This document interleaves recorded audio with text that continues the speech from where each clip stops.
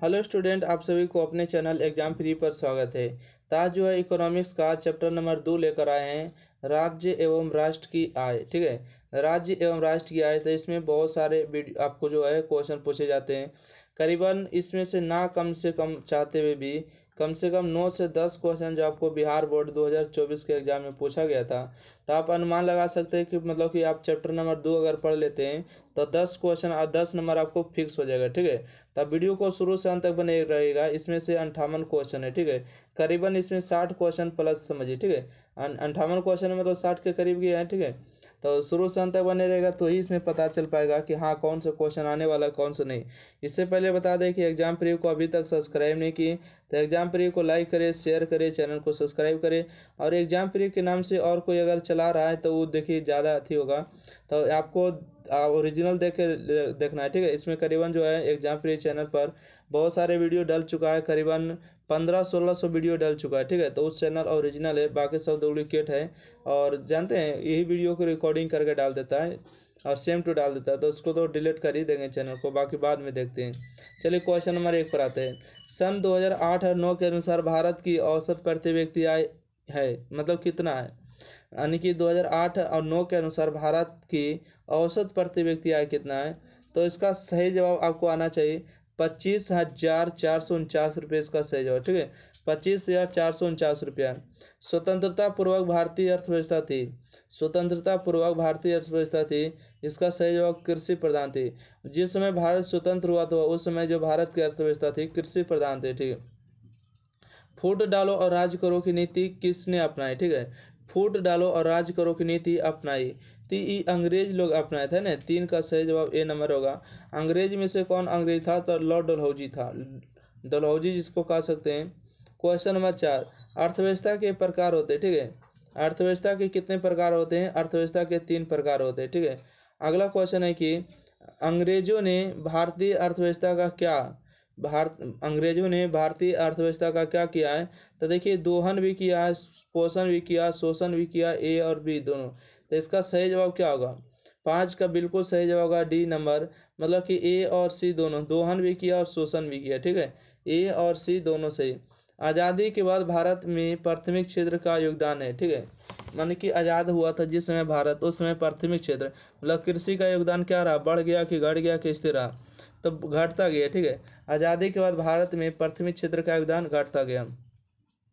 बिहार के किस जिले का प्रति व्यक्ति आय सर्वाधिक है, बताएगा बिहार के किस जिले का प्रति व्यक्ति आय सबसे अधिक है। तो ये पटना जिला हो जाएगा। ठीक है, पटना। अगला क्वेश्चन बात करेंगे, आर्थिक एवं मौद्रिक विकास एक दूसरे के है। ठीक है, बताएगा आर्थिक विकास एवं मौद्रिक विकास एक दूसरे के क्या होते हैं, तो एक दूसरे के पूरक होते हैं। इसका ए नंबर सही जवाब। चलिए 9 नंबर क्वेश्चन की ओर बढ़ते हैं। कहते हैं साहित्य के दृष्टि में विकास और वृद्धि होती है, साहित्य की दृष्टि में विकास और वृद्धि, तो दोनों जो होते हैं कोई अंतर नहीं है। ठीक है, साहित्य की दृष्टि में विकास और वृद्धि में कोई अंतर नहीं होते। अगला सतत विकास है।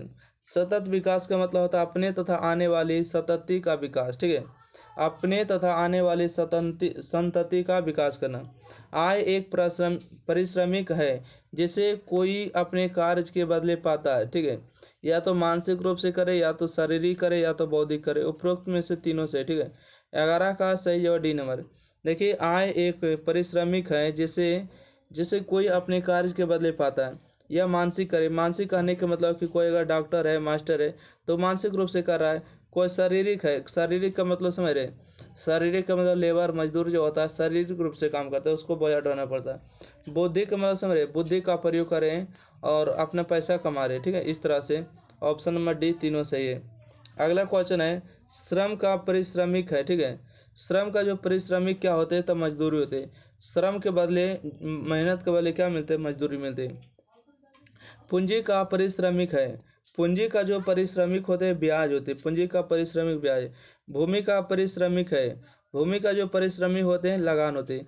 गरीबी गरीबी को जन्म देती या किसने कहा था, आपको पहले भी पूछे थे, क्वेश्चन नहीं बताए थे, रैगनर नर्स ने कहा। ठीक है, 15 का सी है, गरीबी गरीबी को जन्म देती है या किसने कहा, रैगनर नर्स ने कहा।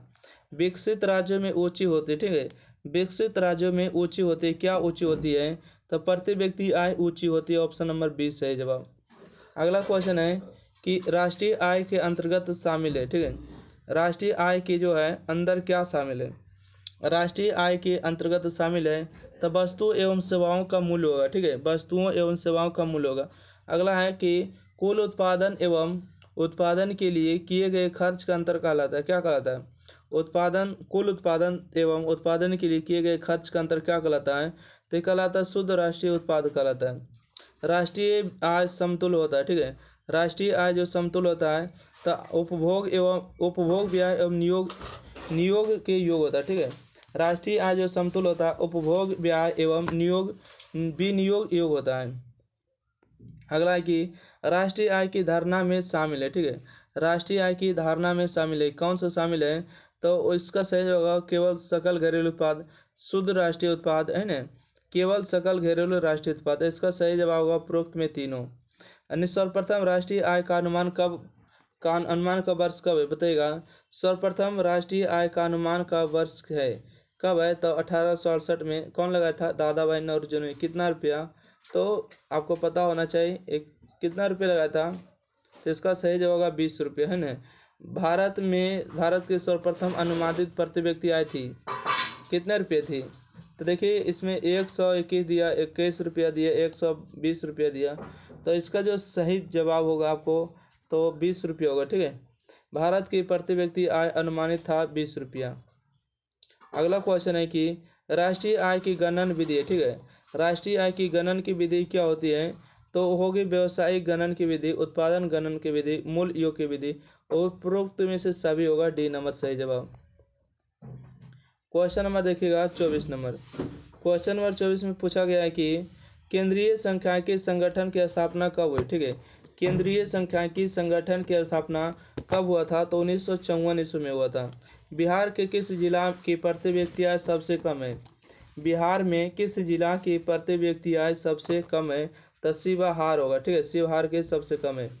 प्रत्यक्ष आय के अंतर्गत निम्न में से किसे शामिल किया जाता है, प्रत्यक्ष आय के अंतर्गत जो है किसे शामिल किया जाता है, तो 26 का सही जवाब ए आयकर किया जाता है, ठीक है, आयकर। चलिए 26 के बाद हम 27 नंबर क्वेश्चन की ओर आगे बढ़ते हैं। क्वेश्चन नंबर 27 में बताएगा दादा भाई नौरोजी ने सर्वप्रथम राष्ट्रीय आय का अनुमान कब लगाया। चलिए क्वेश्चन आपसे पूछ दिया गया है कि दादा भाई नौरोजी ने सर्वप्रथम राष्ट्रीय आय का अनुमान कब लगाया था, तो 1868 ईस्वी में लगाया था ना, ए नंबर सही जवाब हुआ। 27 का ए नंबर बिल्कुल सही जवाब। योजना काल में भारत की औसत वार्षिक विकास दर रही, क्या रही, जब योजना काल चल रहा था उस समय भारत की औसत वार्षिक विकास दर क्या रही थी, तो इसका सही जवाब होगा 4.2%, ठीक है, ऑप्शन नंबर बी। बिहार की आय में सर्वाधिक योगदान होता है, तो बिहार की आय में सर्वाधिक योगदान जो होता है सेवा क्षेत्र का, ठीक है, ऑप्शन नंबर सी सही जवाब। उत्पादन एवं आय का गणन विधि आर्थिक दृष्टिकोण से है, उत्पादन एवं आय गणन विधि आर्थिक दृष्टिकोण से क्या है, तो उपरोक्त में से तीनों है, सहज है, वैज्ञानिक है, व्यवहारिक है, उपरोक्त में से तीनों सही है। बिहार की अर्थव्यवस्था में प्राथमिक क्षेत्र का मुख्य अंग है, बिहार की अर्थव्यवस्था में प्राथमिक क्षेत्र का मुख्य अंग कौन होगा, तो कृषि होगा, ऑप्शन नंबर 20 है जवाब। चलिए अगला क्वेश्चन है, क्वेश्चन नंबर देखिए 32। बाई बराबर सी प्लस आई फार्मूला को बताया, ठीक है, बाई बराबर सी प्लस आई फार्मूला को बताया, किसने बताया था, तो प्रोफेसर केन्स ने बताया। राष्ट्रीय आय का अर्थ होता है, ठीक है, राष्ट्रीय आय का अर्थ होता है उत्पादन के साधन की आय, ठीक है, उत्पादन के साधनों की आय होगा। भारत में किस राज्य का प्रति व्यक्ति आय सर्वाधिक है, भारत में किस राज्य का प्रति व्यक्ति आय सर्वाधिक है, तो गोवा का सही जवाब होगा। भारत में वित्तीय वर्ष कहा जाता है, ठीक है, भारत में जो है वित्तीय वर्ष कब कहा जाता है, तो 1 अप्रैल से 31 मार्च के बीच के कहा जाता है। क्वेश्चन अगला है कि भारत में राष्ट्रीय आय की गणना कौन करता है, भारत में राष्ट्रीय आय की गणना कौन करता है, तो केंद्रीय सांख्यिकी संगठन करता है, ऑप्शन नंबर इसका ए सही जवाब, CSO करता है, ठीक है, सेंट्रल स्टैटिस्टिक्स ऑर्गेनाइजेशन करता है, ठीक है। अगला है भारत की राष्ट्रीय आय का सर्वप्रथम अनुमान किसने लगाया, भारत की राष्ट्रीय आय का सर्वप्रथम अनुमान किसने लगाया, तो दादा भाई नौरोजी ने लगाया, कब लगाया, 1868 में। निम्नलिखित में कौन हमारे रहन सहन के स्तर को प्रभावित करता है, बताइएगा कौन जो हमारे रहन सहन के स्तर को प्रभावित करता है। इसका सही जवाब होगा प्रति व्यक्ति आय। ठीक है, जो व्यक्ति का जितना प्रति व्यक्ति आय अधिक रहेगा उसका रहन सहन उतना ही फैसिलिटी के साथ रहेगा। अगला क्वेश्चन है, भारत के सकल घरेलू उत्पाद में किस क्षेत्र का योगदान सर्वाधिक है। भारत के सकल घरेलू उत्पाद में किस क्षेत्र का योगदान सर्वाधिक है। तो इसका सही जवाब होगा सेवा क्षेत्र का। गरीबी के कुचक्र की धारणा किसने दी। गरीबी के कुचक्र की धारणा किसने दी। तो 40 का सही जवाब होगा रेगनर नर्स ने कहा। क्या आय तथा उपभोग का अंतर क्या कहलाता है। जो आपको कमाए हैं और जो खर्च किए हैं उसके अंतर को क्या कहते हैं। तो बचत कहते हैं। क्या कहते हैं, बचत कहते हैं। जैसे आपने आपने अगर 10 रुपये कमा लिए, 10 रुपये में से अगर 5 रुपये खर्चा कर दिए तो जो बच गया 5 रुपये को क्या कहलाए, बचत कहलाए। वर्ष भर में किसी देश में अर्जित आय की कुल मात्रा को क्या कहते हैं। वर्ष भर में किसी देश में अर्जित आय की कुल मात्रा को क्या कहते हैं। तो हम लोग कहते हैं इसको राष्ट्रीय आय कहते हैं। गरीबी रेखा निर्धारण है तो ग्रामीण क्षेत्र के लिए प्रति व्यक्ति प्रतिदिन न्यूनतम कितनी कैलोरी निर्धारित की गई। तो बात करेंगे इसमें 43 का सही जवाब होगा आपको ऑप्शन नंबर सी 2400 कैलोरी। ठीक है, शहर के लिए गांव के लिए 2400 कैलोरी और शहर के लिए 2200 कैलोरी का निर्धारण किया गया। तो यहाँ पूछा है आपको गरीबी रेखा निर्धारण करने के ग्रामीण क्षेत्र 2400 कैलोरी, क्योंकि गाँव के लोग जो मेहनती होते हैं और ज़्यादा काम करते हैं ना। चलिए क्वेश्चन नंबर देखिएगा 44। क्वेश्चन नंबर 44 में कौन है। Poverty and un British rule in India नामक पुस्तक किसने लिखा। Poverty and un British rule in India नामक पुस्तक किसने लिखा। तो दादा भाई नौरोजी ने लिखा। कब। 1868। निम्न में से किस विधि के अंतर्गत उत्पादित अंतिम वस्तुओं के मूल्य में जोड़कर राष्ट्रीय आय की गणना की जाती है। 45 का सही जवाब मूल योग विधि। 1921 में सरकार द्वारा गठित राजस्व आयोग के अध्यक्ष कौन थे। 1921 में सरकार द्वारा गठित राजस्व आयोग के अध्यक्ष कौन थे। तो इसका सही जवाब है इब्राहिम रहीमतुल्लाह। ठीक है, रहीमतुल्लाह थे। भारत में प्रथम औद्योगिक नीति की घोषणा कब हुई। भारत में प्रथम औद्योगिक नीति की घोषणा कब हुई। तो हुआ 1949 में। पीसीआई का भी पर्याय होता है। ठीक है, पीसीआई का भी पर्याय होता है पर कैपिटा इनकम। ठीक है, पर कैपिटा इनकम होता है। अगला क्वेश्चन है, भारत का सर्वाधिक प्रति व्यक्ति आय वाला राज्य कौन है। भारत का सर्वाधिक प्रति व्यक्ति आय वाला राज्य कौन है। तो गोवा इसका सही जवाब है। देश के सीमा के अंदर एक वर्ष में उत्पादित सभी अंतिम वस्तुओं एवं सेवा का मौद्रिक मूल्य क्या कहलाता है। क्या कहते हैं। तो सकल घरेलू उत्पाद कहते हैं। अगला है प्रोफेसर पीसी महालनोबिस की अध्यक्षता में किसका गठन किया गया। प्रोफेसर पीसी महालनोबिस की अध्यक्षता में किसका गठन किया गया।